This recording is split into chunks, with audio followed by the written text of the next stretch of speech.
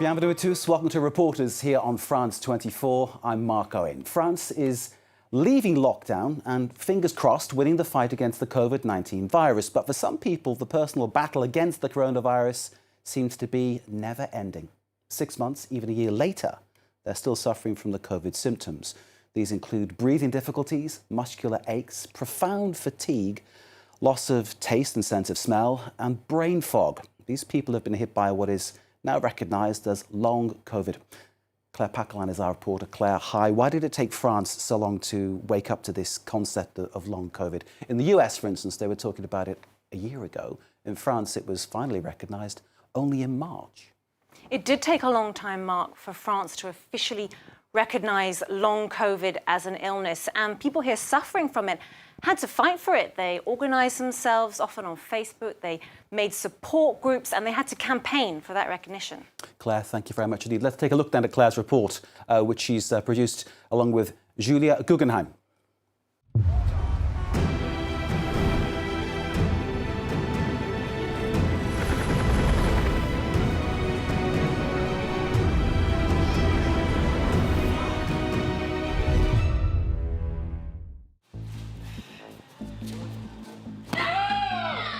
Anne-Laure is a 3-time European karate champion. But her intense training program is not what it used to be. 4 séries. Ah oui, ça va, c'est léger. Pourtant, c'est pas du tout un exercice cardio, mais je ressens une espèce de saut au niveau du rythme cardiaque. Pas très agréable. Enfin, surtout que ça me renvoie quelques mois en arrière. A few months ago, Anne-Laure contracted COVID-19. She had mild symptoms at first, but they've persisted and worsened. C'est renoncer à 2 années de course à l'olympisme, renoncer à un potentiel 4e titre de championne d'Europe, de renoncer à des jeux qui sont pour le karaté les premiers et les derniers, et aux championnats du monde aussi, qui était la compétition sur laquelle je voulais aussi finir ma carrière à la fin de l'année à Dubaï. She's developed myocarditis, an inflammation of the heart muscle. The athlete had no choice but to give up competitive karate. Honnêtement, par rapport à ce que je faisais avant, c'est vraiment essayer de me maintenir, de retrouver une petite condition physique. Parce que si on parle aussi de séquelles, je pense que les séquelles que j'ai du Covid, c'est la perte de ma condition physique. The after effects of COVID-19 are highly varied and sometimes life-changing. The World Health Organization says 1 in 10 people who contract the virus have symptoms that last at least 3 months. Et ça, c'est un kimono qui a été créé pour les Jeux Olympiques, un peu plus fin, très agréable, mais je ne les aurais pas portés très longtemps, ces kimonos, parce qu'ils sont sortis l'année dernière. Anne-Laure has hung up her kimono and swapped it for textbooks. She's studying for a master's in business management. Je dois commencer une seconde vie, donc là, je suis en pleine phase de transition. Qui est une phase qui n'est pas si simple en soi, parce que je dois me refixer de nouveaux challenges. Life-changing health conditions which affect children and teenagers too. In February 2020, the Peters family all caught COVID-19. They still haven't recovered. Alors pour Meili, ça a été un amaigrissement de 17 kilos. Avec une hospitalisation de presque 3 mois. Manoa, le plus handicapant, il a encore quelques symptômes, mais le plus handicapant, c'est son hypersomnie et son brouillard cérébral. Pour moi, ça va être une fatigue à l'effort. Avant, oui, j'étais jamais malade. Je suis très peu de fois allée voir le médecin parce qu'il n'y avait pas vraiment besoin. J'étais celle avec la meilleure santé de la famille. To preserve her strength, doctors have recommended the 18-year-old shouldn't leave the house to go for a walk. Comment tu te sens, ça va? Ouais, ça va. T'es pas trop fatiguée? Là, non. Non, ça va pour l'instant.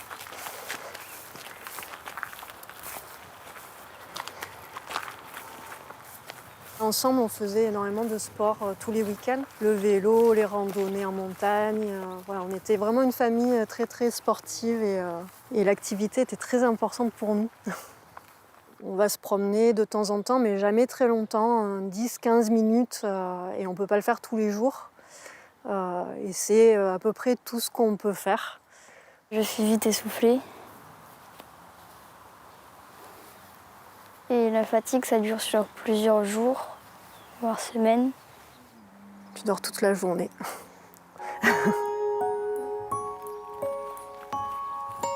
J'ai peur de ne pas pouvoir reprendre la vie comme avant.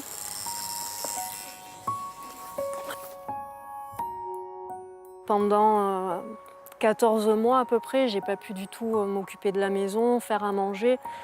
Si je voulais préparer le repas, je préparais pendant 5 minutes, j'allais me coucher une demi-heure, je recommençais à cuisiner 5 minutes. Les enfants étaient obligés de m'aider beaucoup. Over the last year, Manoa has been in school on and off, alternating between part-time lessons and full-time rest at home. Today, his English teacher has come to the house. What time do you wake up in the morning? What time did you wake up in the morning? I wake up At what time? 7, 8, 9? 12. Dans la concentration, là, ça allait. Mais si on fait jour après jour sans repos, bah là je vais avoir moins de concentration. Difficulty concentrating, known as brain fog, is a common symptom for long COVID sufferers. Manoa sometimes sleeps for 20 hours a day. Par exemple, en maths, j'ai plus de mal à visualiser dans ma tête pour les calculs. Je suis plus obligée de compter sur mes doigts. What do you miss most? Les amis. Je suis vraiment pas en capacité de travailler, c'est quelque chose qui m'inquiète énormément. Je suis toute seule avec mes enfants, donc voilà, c'est très anxiogène en fait de savoir qu'on ne sait pas, voilà, dans 6 mois comment on va payer les factures ou comment ça va se passer. Not being taken seriously has added to Karin's stress. Il y a encore beaucoup de médecins qui pensent que c'est totalement psychologique. J'ai un sentiment de colère, en fait, de ne pas être entendue du tout par le corps médical. Je vois que ça change un peu pour les adultes, je vois que pour les enfants, pas du tout. Et souvent, on apprend aux médecins, en fait, les dernières études qui viennent de sortir. On lui donne des documents, on lui donne des liens vers certaines études. Et c'est aussi pour ça qu'on se sent un peu abandonné, parce qu'on sait qu'on en sait un peu plus que les médecins. After several months without being diagnosed, it was the Professor Salman Seren who confirmed that Karin has long COVID. She runs one of the few specialised clinics in France.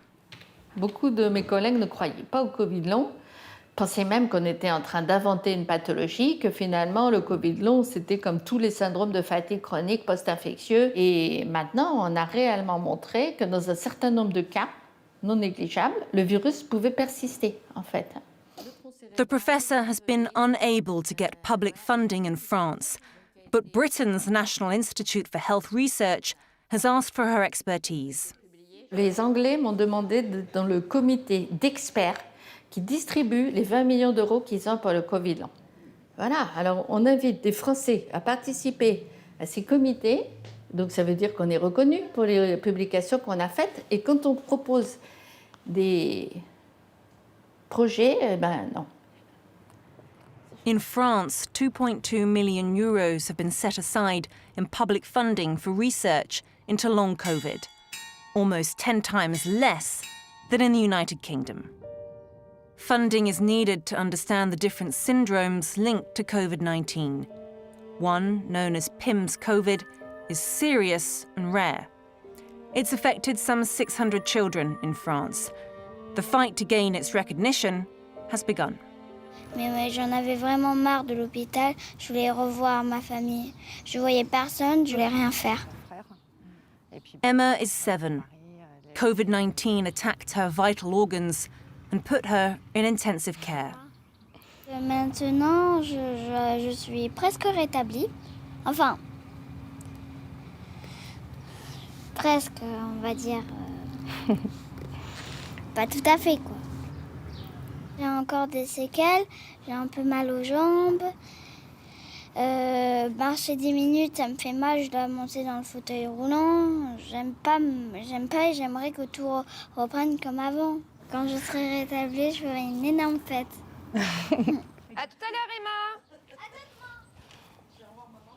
Emma's mum is trying to spread awareness of PIMS COVID, a syndrome that takes hold a month after the initial infection. Donc j'ai envoyé 700 mails sénateurs députés, j'ai reçu 10 réponses. Un peu décevant, je trouve, parce que je pense que si ça arrivait à leur enfant, ils prendraient les choses à plein le cœur, quoi. PIMS COVID can be fatal if the child is not diagnosed quickly. But if they are, the treatment usually works well. Il y a une méconnaissance du PIMS Covid par les acteurs de la santé. Si Emma avait été prise dans les délais raisonnables, qu'elle avait été traitée par immunoglobuline et corticoïdes rapidement, elle n'aurait peut-être pas eu un passage en réanimation, ou en tout cas il aurait été court, et elle n'aurait certainement pas les séquelles qu'elle a aujourd'hui, avec une rechute cardiaque aussi. Marie has started a support group for families with children affected by PIMS COVID. Ça m'a permis aussi de me sentir utile par rapport à tout ça. Et le fait de rassembler et de nous retrouver tous, à se soutenir comme nous le faisons, parce que vraiment on est un groupe avec tous les parents, on se soutient les uns les autres et il y a une unité qui est juste merveilleuse. C'était essentiel pour moi. The next day, Marie and her daughter meet a member of the French Parliament. Mais non, elle est très gentille, ne t'inquiète pas. Patricia Morales suffers from long COVID. Je suis venue juste pour cette princesse. Bonjour. Ça va? Oui. Bonjour, vous êtes Marie? Oui. Bonjour. Bonjour, je C'est suis une ravie de super vous maman. voir. Oui. Je vais mettre là. Maman m'a écrit et donc j'ai lu un petit peu ce qui t'était arrivé. Et je me suis dit, c'est pas possible qu'on puisse laisser des enfants souffrir autant que les adultes. Ça m'a vraiment perturbée. C'est pour ça que j'ai tenu à être là aujourd'hui, parce que je trouve que tu es une petite fille qui est très très forte. Et ce témoignage, il est important pour tous les autres personnes qui pensent que ça n'existe pas. Marie's aim is to improve the treatment plan for cases of PIMS COVID and long COVID in children. C'est un rendez-vous à droite, un rendez-vous à gauche. Il n'y a aucun suivi d'établi entre les médecins généralistes, les cardiologues. Enfin, les parents font faire des examens sur demande. C'est eux qui demandent les examens pour leurs enfants. J'ai demandé à l'ARS, au directeur de l'ARS, qu'on puisse monter une unité, mais pour les enfants. Et il faut qu'on avance aussi pour que les gens ne se déplacent finalement qu'une fois pour établir le diagnostic. Since our visit, Marie has met with France's National Health Authority. She's taking part in a working group on PIMS COVID. Ça va? Manuel has made friends with a boy who also suffers from long COVID. A brain specialist studied his PET scans and concluded that the virus had impacted parts of his brain, a diagnosis which explains his trouble concentrating. Aujourd'hui, je me dis, ok, certes, j'ai arrêté ma carrière, mais il y a un truc qui est plus important que le sport, c'est quand même la santé. And Laure is continuing to build up her strength.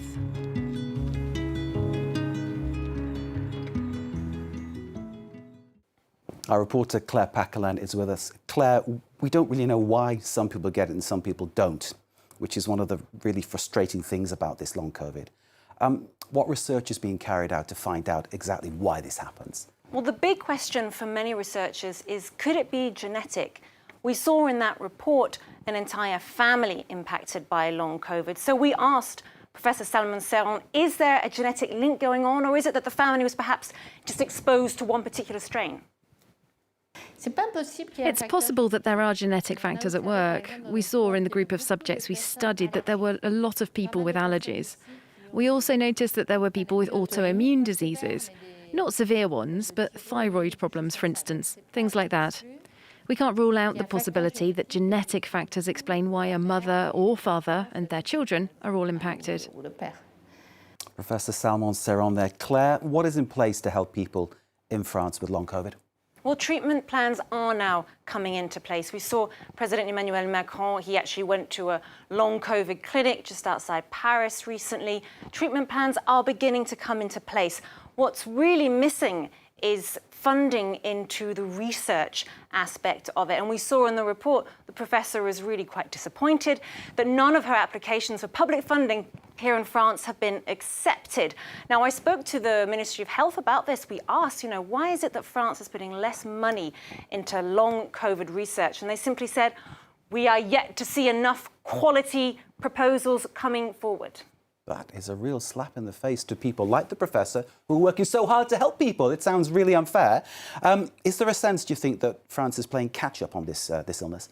There is a sense that France is playing catch-up, but one other argument that would come from the authorities is that France put a lot of investment into testing. So a PCR test in France is free.